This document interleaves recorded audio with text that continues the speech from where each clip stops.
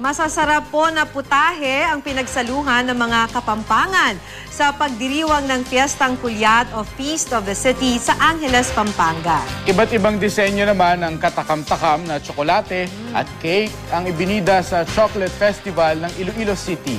Makibalita tayo kay Alessa Kimsing ng GMA Iloilo.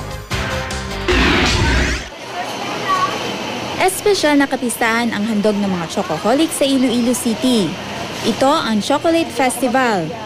Highlight nito ang chocolate cake decoration contest na sinalihan ng hotel and restaurant management students sa lungsod. May cake na abstract ang tema. May tila dinisenyohan ng itlog. Pero ang pinakapanalo sa lahat, ang cheerful bunny cake. Bukod sa mga katakam-takam na cake, sari-saring laki, kulay at hugis na mga tsokolate rin ang ipinatikim sa mga dumalo. Sa Angeles City, lechong baboy, kaldereta, kare-kare, puto at iba pang inihanda sa Kulyat Festival o Feast of the City.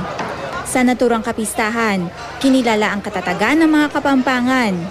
Minsan na kasing nasubok ang kanilang lakas nang pumutok ang bulkang Pinatubo noong taong 1991. Sa Fiestang Kulyat, nagpapasalamat din ang mga Kapampangan sa biyaya ng kanilang patron, ang Birhen Santo Rosario. Alessa Kimsing, Nagbabalita, Pilipinas.